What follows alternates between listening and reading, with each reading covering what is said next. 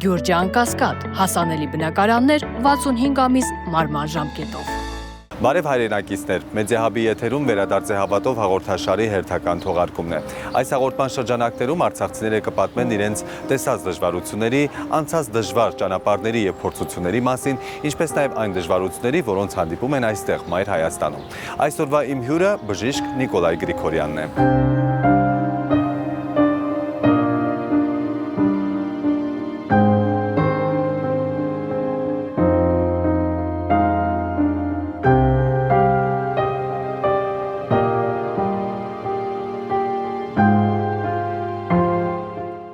Նիկոլայ,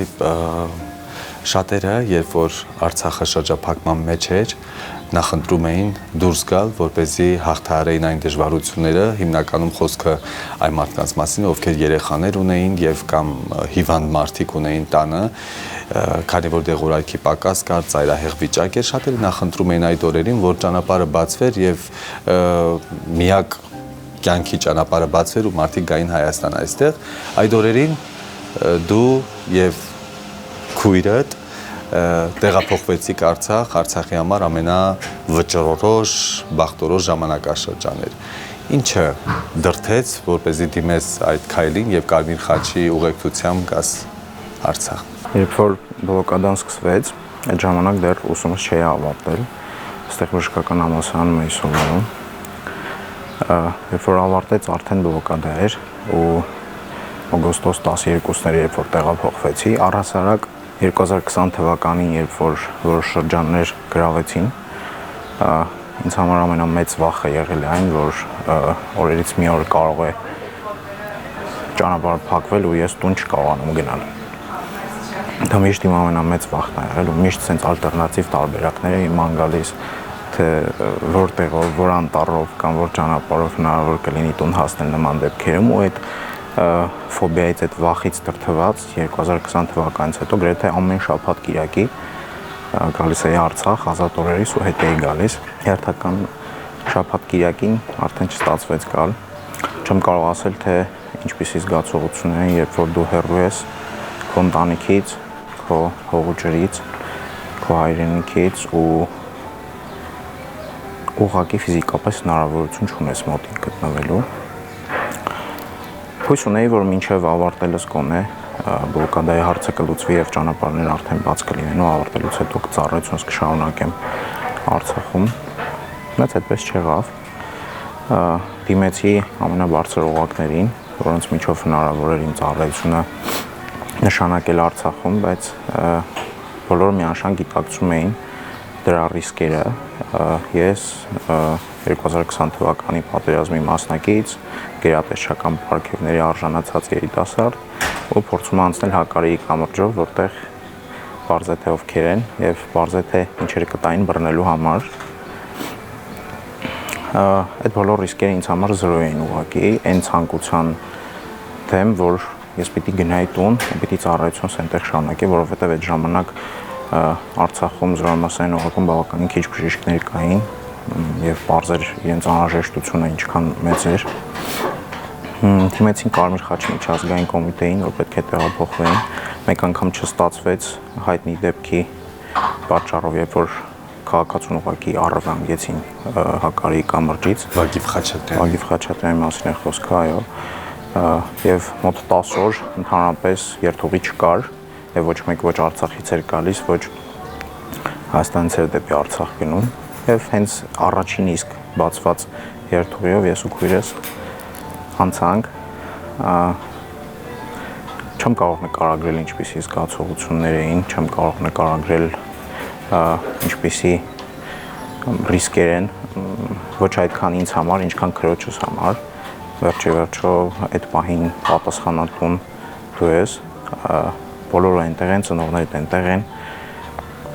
Երևի միակ մարդիկ, ովքեր որ մեզ չեն ասել մի եկեք, ծնողներս են եղել։ Բոլորը զանգել են, որ մի եկեք, ուր եք գալիս, ոմանք հուսահատված, հեսա շուտով մենք ենք գալու, ուր եք գալիս, բան դե բոլորին արդեն պարզ էր։ Ադրբեջանական քարոզչամեքենան ամեն ինչ անում էր, որ մարդիկ հասկանային շուտով ինչ է լինելու։ Բայց ես ոչ մի բան հաշվի չառա։ 2023 թվականի օգոստոսի 12-ին իմ կյանքի ամենաերջանիկ օրերից մեկն էր, երբ հնարավորություն ստեղծվեց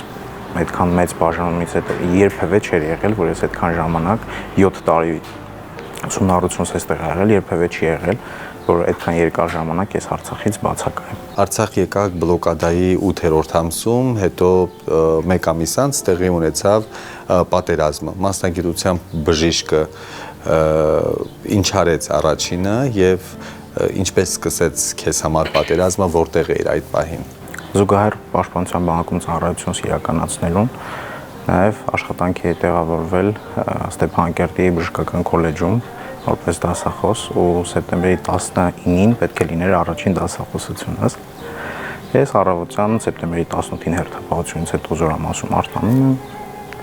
երաժշտության տակ սիրուն սափրվում եմ, պատրաստվում եմ, որ հեսա պետք է գնամ դասախոսության առաջին, այո։ Զինվորներ ունեի, ովքեր պետքա քաղաք տեղափոխեի հոսպիտալ, դե մեքենա չկար, հստակ ժամերի էր մեքենա զորամասից գնում եւ գալիս, ինձ պետք էր կեսօրին, ասեցի շատ լավ զինվորներին կտանեմ բուժքրոջ հետ, ես կմնամ քաղաքում, կգնամ իմ գործերով, բուժքույրը հետ կբերի զինվորներին։ Հիշում եմ, որ զինվորներից ոմանք անձնագրի հետ կապված ինչ-որ թե սոցքարտի ինչ-որ խնդիր կար փաստաթղթային, կանգնեցինք անձնագրային բաժնի դիմաց, որպեսզի մտնենք այդ հարցերը կարգավորենք ու դուրս գանք ու հիշում եմ հենց բռնեցի այդ բռնակը, որ պետքա ներս մտնեմ, զանգ եկավ շտաբհասիր զորամաս։ Արդեն դե բնականաբար առավոտից էլի ադրբեջանական քարոզչա մեքենան սկսվել էր, որ Շուշիից, անգամ հիշում եմ Շուշիից դեպի Ֆիզուլի ճանապարհի 20-րդ կիլոմետրին Արցախի պաշտպանության բանակի տեղագրած ականի պատճառով ինչ որ իբրև թե բեռնատար մեքենա է պայթել, սա բնականաբար ապատեղեկատվություն եւ հողեր նախարարցակ լինելու համար։ Բոլորս սա պարզ գիտակցում էինք ու արդեն հասկացա ինչա կատարվում։ Հասա զորամաս, այդ պահին էլի կանչ ստացա դիրքերից, հիվանդ կար, իջեցրեցի Իվանյանի հոսպիտալ, հենց Իվանյանի հոսպիտալում սկսվեց առաջին պահությունները լսվեցին, դե արդեն բարձր էր ինչ պետք է անենք շտաբեցի զորամաս, ու այդտեղից սկսվեց այդ մղձավանջային 1 օրը, որը իր ինտենսիվությամբ չի կարելի համեմատել աշխարհում տևած կարճատև որևէ պատերազմի հետ, երբ 1 վայրկյան անգամ հրետանին չի լռում, օգտագործվում են աշխարհի բոլոր անթույլատրելի զենքերը։ Իսկ ինչ վիճակում էր բուժծառայությունը առհասարակ, արդեն պարզ կլինի կարծում եմ, որ 9 ամիս տևած բլոկադա, տեղերի ներմուծումը սուղ, անհավանական միջոցներով, շատ քիչ տեղորայք, շատ քիչ ռեսուրս մարդկային, շատ դժվար էր, բայց կարծում եմ պաշտպանության բանակը եւ բուժծառայությունը իր առջև դրված խնդիրը քիչ թե շատ կարողացավ կատարել։ Հաշվի առնելով ռազմական գործը, շատ հարցեր բնականաբար այդ առումով չենք կարող բարձրացնել, բայց ուզում եմ խոսենք մի դեպքի մասին, որը Մեդիահաբին տված ձեր հարցազրույցներից մեկում նշել էիք, որ Իվանյանի օդանավակայանում զոհված զինծառայողների մայրն ինչպես է եկել եւ համբուրել ձեր ձեռքերը, որովհետև վերջին անգամ իր տղան ողջ է եղել ձեր ձեռքերում։ Կպատմեք ում մասին է խոսքը, կարող եք նշել եւ անունները։ Իհարկե, խոսքը մեր զորամասի զինվորներից Արսեն Արստամյանի մասին է խոսքը, որով վիրավորվեց զորամասից ոչ շատ հեռու գտնվող մարտական դիրքում։ Ես հասա այնտեղ, վիրավորվել էր ոտքերից, երկու ոտքերը արդեն ամպուտացվել էին, շատ կրիտիկ էր վիճակը եւ ահավոր ինտենսիվ ռմբակոծություն կար, այսինքն տրանսպորտաբիլ չէր այդ պահին, ոչ ինքը, ոչ էլ հնարավոր էր այդ պահին դիրքից դուրս գալ։ Տեղում բոլոր առաջին օգնության միջոցառումները ցուցաբերվել են եւ հենց ինտենսիվ հրետակոծությունը մի պահ դադարեց ու սակավել էր թիվը, տեղը շատ վատ դիրք էր, շուրջ բոլորը կրակներ էին, թափվում էր հրետանին արկերը, շատ դժվար էր տեղից դուրս գալ, բայց փառքաստուն կարողացանք դուրս գալ։ Դուրս եկանք Իվանյանի հոսպիտալ հասանք, որտեղ այնքան շատ էին վիրավորների քանակները, որ ազատ վիրասեղան չկար, որ կարողանային վիրատել հետո Արսենին եւ այնտեղ եւս մեկ անգամ ցավազրկում, առաջին օգնության կյանքի ցուցումով միջոցառումները կատարվեցին ու տեղափոխեցինք Ստեփանակերտի հանրապետական հիվանդանոց։ Այնտեղ Արսենը դեռ կենթանի էր, դեռ խոսում էինք, ամբողջ ճանապարհին խոսում էինք, ամբողջ ճանապարհին խրամատում խնդրում էի, ասում էի Արսեն ողջ մնա, խոսք եմ տալիս, հարսանիքիդ քավորի ես պետք է լինեմ։ Բավական հուզիչ դեպքեր, հետո հաջորդ վիրավորին արդեն Ստեփանակերտի հանրապետական հիվանդանոց տեղափոխելիս իմ ընկեր բժիշկներից իմացա, որ վիրատանում Արսենի կյանքը փրկել չհաջողվեց։ Շատ տպավորիչ դեպքեր ու հաջորդ օրը, երբ որ ամբողջ բնակչությունը գրեթե Ստեփանակերտի ու հարակից շրջանների փրկության փարոսի նման հավաքվել էին օդանավակայանում, որտեղ տեղակայված էր ռուս խաղաղապահների զորքը եւ մտածում էին, որ գոնե այնտեղ լպիրշ ադրբեջանական զինուժը չի կիրառի զինամթերք եւ չի կրակի այնտեղ։ Բոլորը հավաքվել էին այնտեղ ու իմ ընտանիքի անդամներն էլ էին այնտեղ, երբ որ մի պահ ազատ ժամանակ ունեցա, դե մեր զորամասի դիմաց էր անմիջապես։ Մտա այնտեղ մերոնց տեսնելու պարզվեց ականջի ծայրով խոսակցություն եմ լսում, որ Արսենն էլ զոհվեց, բան, ասենց խոսում են հարազատներս, ասում եմ ով է, պարզվում է նույն Արսենն է, ու ինձ ասում են իր մաման հիմա այստեղ է, իր մամային ասում են, որ ես այնտեղ եմ, ուզած միանշանակ խուսափում ես նման դեպքերում հարազատի աչքերին նայել, բայց հանդիպեցինք մայրիկի հետ, շատ տպավորիչ էր, մի շատ կարևոր արտահայտություն արեց մայրը, որ կարծում եմ ոչ մեկ չի հասկանա բացի իրենից, ձեռքերս համբուրեց ու ասեց վերջին անգամ իմ զավակը քո ձեռքերում է ողջ եղել։ Մինչև հիմա ինքը այդ նույն արտահայտությունը ասում է իմ բալեն քո ձեռքերում։ Մի անգամ մեր զրուցակիցներից մեկին հարցրեցինք, թե ինչ եք թողել, նա պատասխանեց ավելի հեշտ է ասել ինչ ենք բերել, քան ինչ ենք թողել, որովհետև շատ դժվար է ասել թե ինչ ենք թողել եւ թվարկել դրանք եւ խոսքը բնավել ոչ թե նյութական ունեցվածքի, քո ասած, այլ այն հոգեվոր իմաստով ունեցվածքի մասին է, որ մնացել է այնտեղ Արցախում, իսկ բերելը կարող եք հեշտությամբ թվարկել, թե ինչ ենք հասցրել բերել փոքր մեքենայի մեջ։ Նիկոլայ, դուք նաեւ այն բժիշկներից եք, որ երկրորդ պատերազմը վերապրեցիք սեպտեմբերի 19-ից 20-ից հետո, եկավ սեպտեմբերի 25-ը, որտեղ Ստեփանակերտը, այսպես ասած, երկրորդ հարվածը ընդունեց վառելիքի պահեստում տեղի ունեցած ողբերգական պայթյունից եւ ամբողջ քաղաքը տնքում էր այդ ցավից։ Ինչ էր դա։ Դա մաղձավանջ էր, բառի ամենաուղիղ իմաստով, շատ դժվար է նկարագրել այդ օրը։ Այդ օրը ես վերջին անգամ արդեն զորամասից դուրս եկա, արդեն չկար այնտեղ ոչ մեկ, բոլորը պատրաստվում էին տեղահանվելու, բանակը լուծարվել է, ինչպես գիտենք։ Որ եղբորս տանն էի, մեր տունը քաղաքի ավելի վերադիր հատվածներում է եւ այնտեղ արդեն ադրբեջանցիները հանգիստ պտտվում էին ու դժվար էր երեխաների հետ այնտեղ գնալ, թեկուզ միայնակ այնտեղ գնալ, որովհետեւ ոչ մեկին նորություն չեն նրանց վայրագությունները, որ եղբորս տանն էինք, անձրև էր գալիս, շատ առատ անձրև էր գալիս այդ օրը, դե բոլորը բենզինի փնտրտուքների մեջ էին, թե ինչպես կարող են գոնե մինչև հակարի կամուրջ հասնել, փրկության փարոս մինչև հասնել շատ-շատերիս համար, որից հետո կարելի էր էլի բենզին ձեռք բերել, որովհետև Արցախում չկար ընդհանրապես բենզին։ Պարզվեց, որ միայն այդ պահեստում ու մի քանի ինչ-որ լցակետերում բենզին են բաժանում մարդկանց։ Եղբայրներս լցակետերից մեկում երկու հորեղբայրներից տղաները սպասում էին իրենց հերթին, զանգեցին ինձ, ես էլ նոր եկել էի զորամասից։ Զանգեցին ինձ, ասեցին կգաս գնանք Հայկազովում բան կա, այնտեղ բենզին են տալիս պահեստում։ Արի գնանք բենզին վերցնենք, ես մեքենայով էի, մեքենայում քիչ թե շատ ավելի բենզին կար, կանգնած էր ամբողջ ընթացքում։ Ասեցի անձրևի տակ եք, ասեցի չէ, բան կա, ծածկ կա վերևներս, ասեցի շատ լավ, փոքր մի բան ծամեմ ու գամ, որտեվ շատ սոված է այդ ընթացքում ու հենց այդ ծամելը, որ եղբորս կնոջ ստիպելը, որ ես պետք է հաց ուտեմ, հետո գնամ, ինձ թվում է երեքից կյանքն էլ փրկեց, որտեվ մինչև հաց կերա, մինչև գնացի ու այդ ընթացքում արդեն խցանում էր, կեսը դուրս էին գալիս, կեսը գնում էին դեպի բենզինի հետևից ու խցանում էր առաջացել, այդ հենց խցանման մեջ մի 20-25 րոպե հետո մեզ զանգում են ու ասում են, որ պայթյուն է եղել, Դե պայթյուն չես պատկերացնում, ինչպեսի պայթյուն ամանավանդ անձրևեր, անընդհատ ամպրոպ, կայծակ, տենց ձայնել չէր կարող լսել, որը կտարբերակ էր։ Մտածեցի ինչ որ տենց փոքր պայթյուն ա եղել, մի քանի հոգի վիրավորվել են։ Զանգում եմ շտապ օգնության կայան, ասում եմ բրիգադ ունեք, որը ազատ առանց բժշկի, բանկա ձեզ օգնելու։ Չգիտեմ ով պատասխան, երբ բոլորը զբաղված էին անցորդներից, ինչու՞ չէ, նորմալ է, անջատում է։ Ասեցի, հա, իրոք երևի ինչ որ փոքր բան ա եղել։ Ու հետո զգում եմ զանգերը շատանում են, ու քույրս ա ինձ գրում, որ հասի հիվանդանոց, բժիշկներից մեկը գրել ա, որ ինչքան բժիշկ բուժ աշխատող կա, բոլորդ հասեք չենք հասցնում, ու ես հորս խնդրում եմ, որ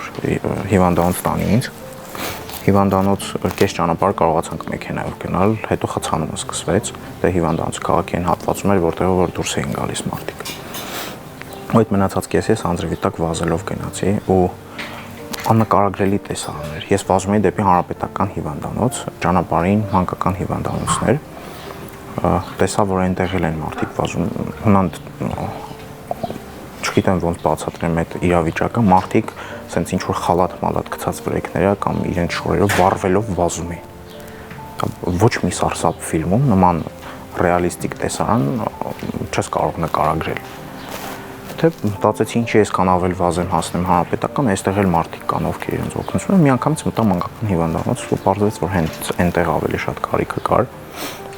Շատ քիչ էին բժիշկները, 1-2 հոգի էինք ընդամենը ամբողջ սուտկայի ընթացքում, ու մի քանի բուժքույր եւ 64 ծանր եւ ծայրահեղ ծանր հիվանդ։ Մանկական հիվանդանոցում բոլոր արհեստական շնչառության ապարատները մանկական ռեժիմով էին եւ մեծերին միացնել չէր կարող։ Տեղորակի սղության մասին խոսել ընդհանրապես իմաստ չունի։ Բուժ պերսոնալի որակավորումը նման լայնամասշտաբ այրվածքների պարագայում, երբ որ Արցախում չկար այրվածքաբան, ամբողջ Հայաստանում 5-6 հոգի են, Արցախում ընդհանրապես չկար այրվածքաբան, ինչպես պետք է անել, թե ինչպես կազմակերպվեց այդ բուժօգնությունը, այդ մեկ օրը ինչպես անցավ, դա ուղղակի նկարագրել չէր կարելի։ Ընկերներից մեկը, որ զինվորական աղել մասնագիտության բժշկության հետ առհասարակ կապ չունի, եկել էր ասում էր, ասա ինչ անեմ։ Այս ֆլոմաստերը դրել էի ձեռքին, ներարկիչները դրել էի ձեռքին, ասում եմ մաքուր տեղ ես գտնում, սպիրտով մաքրում ես, որ վառված չլինի։ Պատկերացնում եք մարդիկ կային, որոնց վրա ընդհանրապես մաշկ չկար, բոլորը վառված էր, ներարկելու տեղ չկար։ Ասում եմ հենց թեթև sense մաշկի գույնի բան տեսակ, մաքրի, այս ներարկումը արա ֆլոմաստերով խաչ դիրի վրան, որ արածա։ Հասկանում եք, չես կարող դու 1-2 հոգով